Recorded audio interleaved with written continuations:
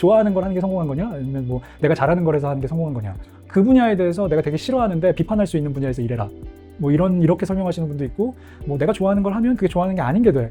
막 이런 얘기를 하시는 분도 있죠. 근데 이거는 되게 저도 지금도 되게 고민이 많아요. 여러 설명들이 있는데 그게 정답이다라는 생각은 잘 안 하기는 해요. 근데 지금 하셨던 질문은 저한테 하신 질문이긴 하지만 이건 아마 보시는 20, 30대 분들이 직접 한 번쯤은 생각해 봐야 될 문제 같아요. 네. 그래서 좋아하는 걸 해, 잘하는 걸 해 이런 질문보다 내가 이걸 했을 때 내가 생각하던 삶이 맞아? 라는 질문을 던져보거나, 근데 이것도 그 여러 질문 중에 하나겠죠. 그런 질문들을 직접 해서 그 질문들을 자기가 찾아가시는 게 맞을 것 같아요. 성공한다라는 개념이 돈을 많이 버는 것으로 국한을 해서 생각하기 때문에 이런 답변이 나오는 것 같아요. 내가 이 일을 하면 이만큼의 돈을 벌 수 있어. 이 기준을 딱 놓고 보니까 정확한 정답을 찾기가 되게 힘들거나 아니면 편협한 정답으로 달려가는 거죠. 내가 연봉이 1년에 뭐 1억은 돼야 되지 않겠어? 영어 1억 정도 되는 직장이 뭐가 있지? 그리고 찾게 되면 그렇게 많은 연봉을 주는 직업에서 내가 좋아하는 일을 찾아서 그 일을 하면 그 일에 스트레스를 받지 않을 수가 없어요. 그렇죠. 네, 그거 돈을 주는 사람은 그만큼의 아웃풋을 원하니까요. 그렇죠.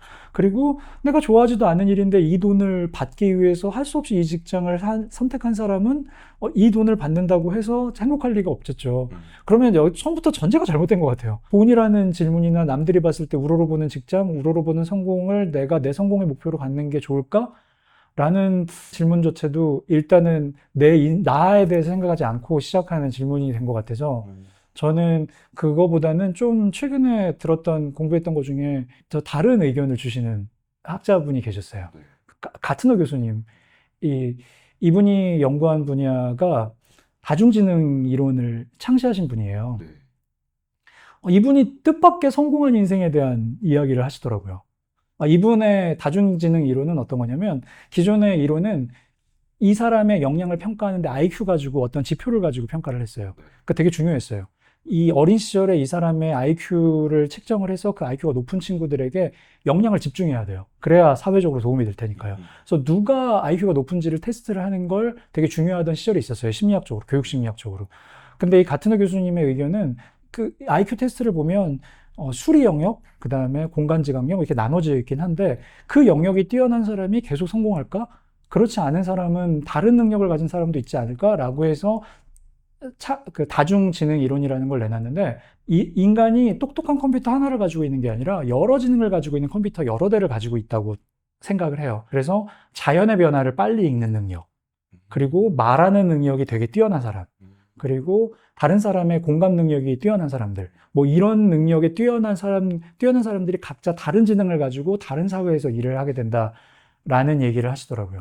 그래서 이분은 성공한 사람에 대해서 뭐라고 정의했냐면, 이 사람의 능력이 자기가 하는 일에 행복하게 일할 수 있는 영역에 있는지, 그리고 그 사람이 일을 할 때 다른 사람이 함께 일하고 싶은 마음이 생기게 되는지, 그리고 또 한 가지 마지막으로는 자기가 이 일을 하는 일이 윤리적으로 도덕적인지, 이 세 가지를 만족하는 일을 해야 성공한 사람이 아닌가라는 의견을 주셨어요.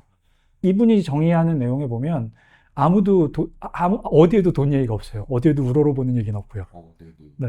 그래서 어쩌면 우리가 성공한 삶에 대해서 지금쯤은 다시 한번 생각해 봐야 되지 않을까 하는 생각을 되게 많이 하게 돼요. 그런 의미에서 보면 자기가 좋아하는 일을 하는 게 더 맞는 의견이 아닌가 싶어요. 근데 사실 내가 뭘 좋아하는지도 알기 힘든 세상이긴 하잖아요. 그래서 어쩌면 내가 저걸 되게 좋아할 수 있는데 해보지 않아서 좋아하는지 모르는 일들이 너무 많은 것 같아요. 네.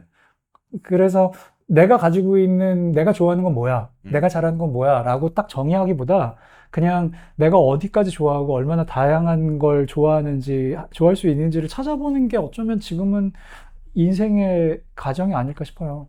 저는 저자님이 되게 성공한 삶이라고 저는 보고 있어요. 좋아하는 일을 하시면서 돈을 벌고 계시고, 그쵸. 퍼스트 빌드라는 조직이 있어서 그걸 총괄을 하시는 역할도 하시고, 그러니까 모든 밸런스가 저는 되게 최적화되신 분이고, 너무 과찬이시고요.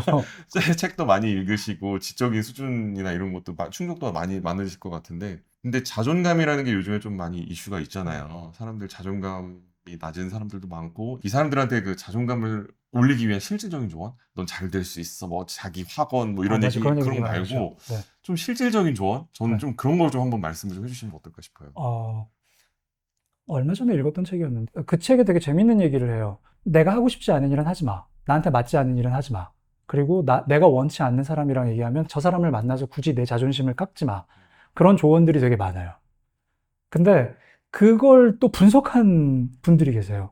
그 삶이 옳은지를 봤더니 그렇게 행동한 패턴이 그 사람의 발전에 전혀 도움이 되지 않는다는 이론이 있어요.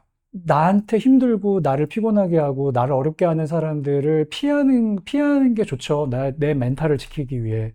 맞는 말이긴 해요. 근데 그게 내 멘탈이 강해지진 않아요.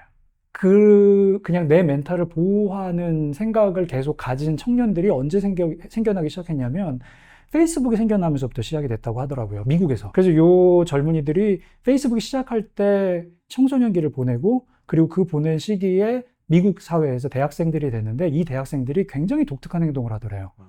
그러니까 수업 시간에 약간 교수님이 성차별적인 대화를 하면 바로 일어나가지고 나는 당신 교육 못 듣겠다 라고 나가버리거나 하는 현상들이 최근에 막 생기기 시작했대요, 미국에서. 그러니까 이분들이 페이스북이나 이런 SNS를 하면서 자기 멘탈이 공격당했던 걸 너무 많이 겪었던 거예요.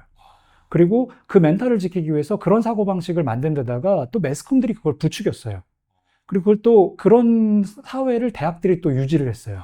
이 학생들을 대학이 유치를 하기 위해서 네가 대학 생활을 하고 있는 동안 조금 더 스트레스 받는 거 있으면 얘기해. 그럼 우리가 고쳐줄게. 이런 식으로 미국 대학들이 그런 정책들을 피기 시작하면서 지금같이 이렇게 극단적으로 나눠지고 있는 현상들에 대해서 분석한 이론이 있더라고요. 네. 그래서 그 이론에 따르면 자기 멘탈을 보호하는 건 옳아요. 내가 부서지지 않기 위해서 내 멘탈을 보호하는 게 맞긴 한데 그 멘탈을 보호하되 내가 이걸 겪어내면 내 멘탈이 더 강해진다는 걸 항상 생각을 하셔야 돼요.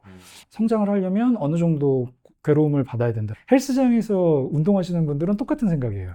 내가 이 무게를 쳐야 근육이 늘어날 거야. 그래서 그것만 조금만 생각을 달리 해보세요. 내가 지금 받는 이 스트레스가 이거 무게라고 생각하시면 아마 굉장히 발전이 많이 되실 거예요. 저는 돈을 받기 위해서 월급 때문에 일한다는 생각을 지금까지 한 번도 안 하고 살았어요. 회사에서 일을 한다는 건 내 시간에 내 24시간 중에 일부 시간을 최소 8시간 이상을 회사에다가 이렇게 교환을 하는 거거든요. 그 8시간을 주는 동안 전문 지식을 해가지고 같이 회사에다 팔고 회사는 그 판 걸 나한테 보답을 준다고 생각을 하죠. 근데 저는 이 생각이 되게 싫었어요. 왜냐하면 아이들도 그렇고 친구들하고 내가 가지고 있는 지식들 막 얘기하잖아요. 그리고 막 새로운 지식도 얻고 거기 돈 안 내거든요. 내가 8시간을 줘서 회사는 돈을 주는 건 맞죠. 근데 내가 내 돈을 받기 위해서 내 8시간을 회사에게 소모한다? 라고 하면 나는 이미 내 인생의 8시간을 회사에게 뺏긴 게 돼요. 그래서 저는 그게 너무 싫어서 저는 한 번도 돈을 받기 위해서 일을 한다는 생각을 한 번도 해본 적이 없어요. 그럼 너 왜 일을 하니? 회사에서 일을 해? 그러면 저는 제가 지금 만들고 있는 가전제품이 세상에 나오는 게 좋을 뿐이에요. 저는 지금 오븐을 개발하고 있는데 그 오븐 일정에 맞춰서 그 오븐이 시장에 출시돼서 사람들이 그 오븐에서 빵을 만들고 하는 걸 보고 싶어요. 그냥 그게 좋은 거죠. 그래서 만약에 너 로또를 받았어. 로또 1등 당첨돼서 너 앞으로 일하지 않아도 돼. 그러면 너 일할 거야? 근데 저는 그냥 일할 것 같아요. 왜냐면 저는 돈 때문에 하는 게 아니라 그냥 그 제품이 나와서 세상의 사람들이 그걸 쓰는 걸 보는 게 좋은 거라서 그래서 저는 일을 한다고 생각을 해요. 그리고 실제로 성공하신 분들 중에 보면 나는 내가 좋아하는 이런 일을 하는데 계산해 보니까 한 달에 얼마 정도만 있으면 충분하더라. 그래서 나는 이 일에 떠들었다. 그 일로 해서 그 돈을 벌 수 있을 것 같았어. 그래서 나는 그 일에 뛰어들었어. 라고 얘기하셔서 성공하신 분들도 되게 많이 봤거든요. 와, 정말 성공하셨네요. 그런 입장에서 보면 저는 그냥 성공하셨어요. 성공한 것 같아요.